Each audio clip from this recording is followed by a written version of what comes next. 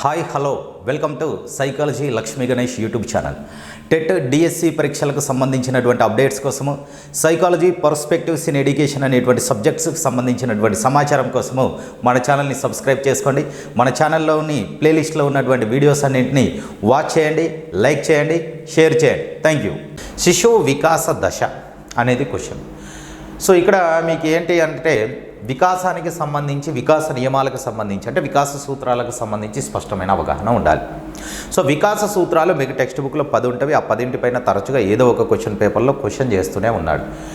వికాస దశ అడ్డంగా ఉంటుంది అన్నాడు, నో. నిలువుగా ఉంటుంది అన్నాడు, నో. వికాసాన్ని మనం ప్రాగుక్తీకరించవచ్చు, ఇక్కడ ప్రాగుక్తీకరించలేమన్నాడు. So this is the not correct. శిరః పాదాభిముఖంగా సమీప దూరస్థంగా ఉంటుంది. ఎస్, ఇది ప్రిన్సిపల్ ఆఫ్ డైరెక్షన్. వికాస దిశా నియమంలో చదువుకుంటాం కదా. వికాస దిశా నియమంలో 2 ఉపదశలు ఉంటాయి మనకు. అందులో ఉపనియమాలు ఉంటాయి. శిరః పాదాభిముఖ నియమము సెఫలోకార్డల్ సీక్వెన్స్ అంటాం.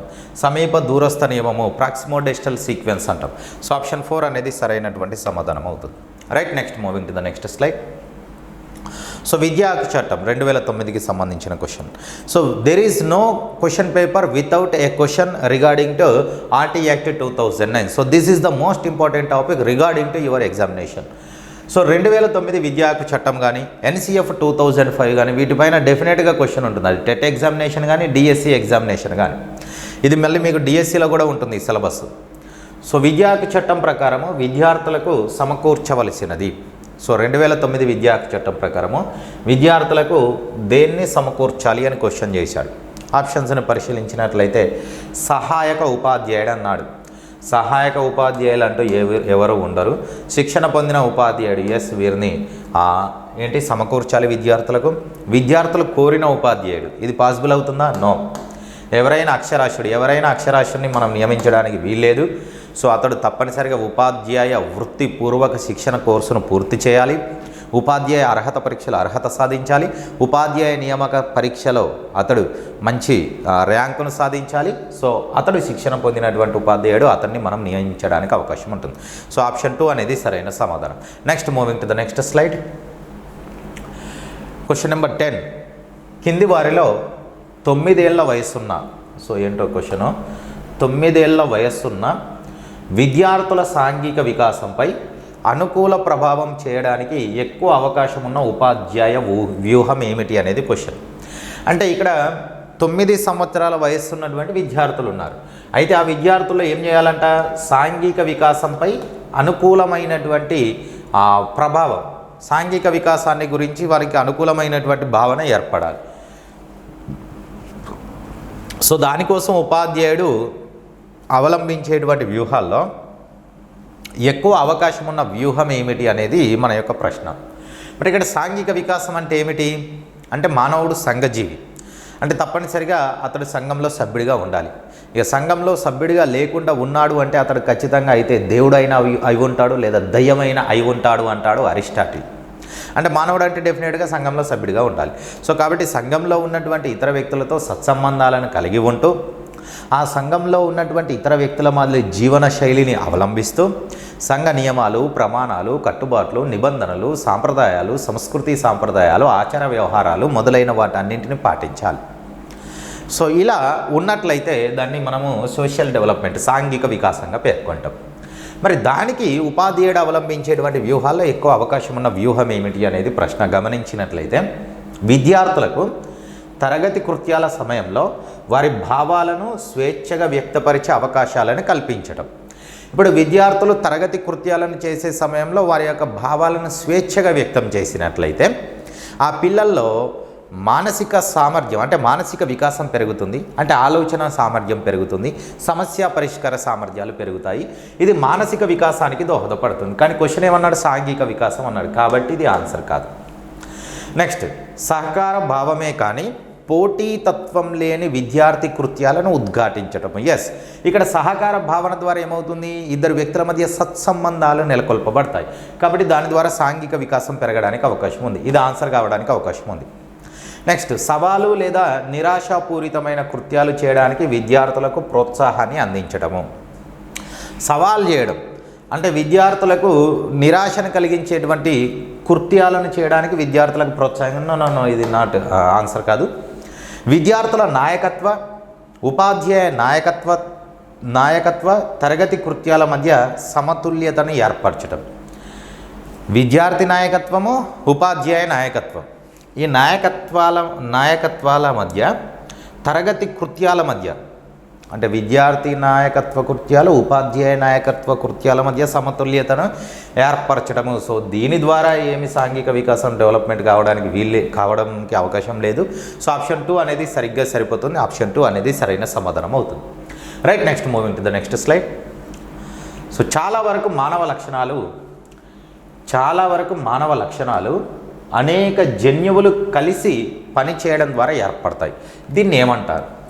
సో చాలా వరకు మానవ లక్షణాలు ఫర్ ఎగ్జాంపుల్ మానవుడి యొక్క కలర్ ఉంది, స్కిన్ టోన్ ఉంది, ఇప్పుడు మన పిగ్మెంటేషన్ ఏదైతే ఉందో దీనిని ఒకటి కంటే ఎక్కువ జన్యువులు కలిసి నిర్ణయిస్తాయి.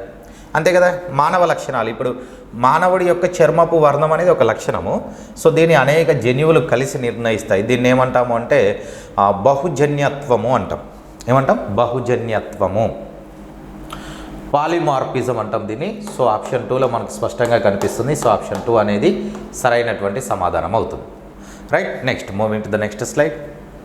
సో ప్రజ్ఞా నిర్వచనంలో భాగం కానిది అనేది క్వశ్చన్. ప్రజ్ఞ, ఇంటెలిజెన్స్ అంటాం దీన్ని ఆంగ్ల పరిభాషలో. ఇంటలెక్చువల్ అనేటువంటి లాటిన్ భాషా పదం నుండి వచ్చింది. So one of the most important topics regarding to your examination. So ప్రజ్ఞా నిర్వచనంలో భాగం కానిది. అసలు what is meant by intelligence అంటే మీరు ఏం ఆన్సర్ చేస్తారు ఒకసారి నాకు కామెంట్ చేయండి కింద. డెఫినెట్గా వీడియో సెషన్ అందరూ లైక్ చేయండి, షేర్ చేయండి, మీకు ఒపీనియన్ ఏంటో కూడా కామెంట్ చేయండి. సో న్యూ విజిటర్స్ డెఫినెట్గా మన ఛానల్ని సబ్స్క్రైబ్ చేయండి. సో ఇక్కడ ప్రజ్ఞ అనేది దేనికి దోహదపడుతుంది అంటే మనం ఏదేని ఒక నూతన పరిసరానికి సర్దుబాటు చేసుకోవడానికి మనకు దోహదపడేటువంటి మన మానసిక లక్షణం ఏంటి అని అంటే ప్రజ్ఞ. మనం ఏదేని ఒక కొత్త విషయాన్ని నేర్చుకోవాలి అంటే డెఫినెట్గా మనలో ఏముండాలి అంటే ప్రజ్ఞ అనేది ఉండాలి. ప్రజ్ఞ దేనికి దోహదపడుతుంది అంటే నూతన అంశాల అభ్యసనానికి దోహదపడుతుంది. మనకు ఎదురయ్యేటువంటి ఏదేని ఒక సమస్యను మనం పరిష్కరించుకోవాలి అంటే డెఫినెట్గా మనకి ఏముండాలి అంటే ప్రజ్ఞ అనేది ఉండాలి. ప్రజ్ఞ అనేది సంక్లిష్ట సమస్యల సాధనకు దోహదపడుతుంది. సంక్లిష్ట సమస్యల సాధన అంటే ఒక పరిసరానికి సర్దుబాటు చేసుకోవడానికి దోహదపడేది ప్రజ్ఞ, ఒక కొత్త విషయాన్ని నేర్చుకోవడానికి దోహదపడేది ప్రజ్ఞ, మనకు ఎదురయ్యే సంక్లిష్ట సమస్యలను సాధించుకోవడానికి దోహదపడేది ఏంటి అంటే ప్రజ్ఞ. రైట్, అది చూడండి. ప్రజ్ఞా నిర్వచనంలో భాగం కానిది. సృజనాత్మకంగా ఉండే సామర్థ్యం అన్నాడు. సృజనాత్మకత వేరు, ప్రజ్ఞ వేరు. ఇదే ప్రజ్ఞా నిర్వచనంలో భాగం కాదు, ఫస్ట్ ఆప్షన్లోనే ఇచ్చాడు. నెక్స్ట్, వనరులను సమర్థవంతంగా ఉపయోగించగలిగే సామర్థ్యము. ఇదేమవుతుంది అంటే సమస్య పరిష్కార సామర్థ్యం అవుతుంది. ఇది ప్రజ్ఞయే. సో ప్రజ్ఞా నిర్వచనంలో భాగం కానిది అన్నాడు. ఇది భాగం కాదు, ఇది భాగం కాదు, ఇది భాగం అవుతుంది. అనుగుణ్యత సామర్థ్యం, అనుగుణ్యత సర్దుబాటు, బోత్ ఆర్ సేమ్, అడ్జస్ట్మెంట్, ఇది భాగమే. సమస్యలను పరిష్కరించగలిగే సామర్థ్యము, ఇదే సమస్య పరిష్కార సామర్థ్యం, ఇది భాగమే. మనకేమన్నాడు? భాగం కానిది అన్నాడు. భాగం కానిది ఏంటి? ఫస్ట్ ఆప్షన్ అనేది భాగం కాదు. సో కాబట్టి ఇదే మన క్వశ్చన్కి ఆన్సర్ అవుతుంది. సో ఆప్షన్ 1 సరైనటువంటి సమాధానం. Is it clear? Next moving to the next slide. So NCF 2005. So one of the most important topics regarding to your examination. ఇప్పుడు మీరు ప్రస్తుతం రాయబోయేటువంటి పరీక్షల్లో instead of NCF 2005 you have to complete commanding on NCF SE 2023.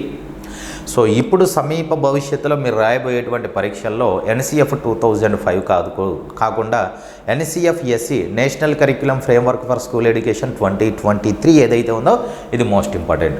So NCF SE 2023 యొక్క video మన channel ప్లేలిస్ట్లో అందుబాటులో ఉంది, మీరు వాచ్ చేయండి. డెఫినెట్గా దానిపైన ఏ కాంపిటేటివ్ ఎగ్జామ్ అయినా సరే క్వశ్చన్ అనేది ఉంటుంది. సో NCF 2005 ప్రకారం ఆంగ్ల భాష బోధన ఉద్దేశము దీన్ని నిర్మించటము. ఆంగ్ల భాష బోధన ఉద్దేశం దేన్ని నిర్మించడం అనేది క్వశ్చన్. మన ఆప్షన్స్ను పరిశీలించినట్లయితే బహుభాషావాదము, ఆంగ్లం మాత్రమే, ఏకభాషావాదము, ద్విభాషావాదం. అది ఇక్కడ ఆంగ్ల భాష అన్నాడు అంటే ఆంగ్ల భాష అన్నది అంతర్జాతీయ భాష, ఇంటర్నేషనల్ లాంగ్వేజ్, అంతర్జాతీయ భాష. NCF 2005 ప్రకారము పాఠశాల స్థాయిలో ఎన్ని భాషలను బోధించాలి అంటే 3 భాషలను బోధించాలి, 3 భాషలు. సో అందులో మొదటి భాష ఫస్ట్ లాంగ్వేజ్. సో దీన్నే NCF ఎస్ఈ 2023లో R1 అంటున్నాం. R1 అంటే ఫస్ట్ లాంగ్వేజ్గా ఏముండాలి అంటే విద్యార్థి యొక్క మాతృభాష ఉండాలి లేదా ప్రాంతీయ భాష ఉండాలి. ఇది మొదటి భాష. తర్వాత రెండవ భాష దీన్నే NCF-SE 2022లో R2 అంటున్నాం. R2గా ఏముండాలి అంటే ఏదైనా ఒక భారతీయ భాష ఉండాలి, అంటే జాతీయ భాష ఉండాలి. జాతీయ భాష.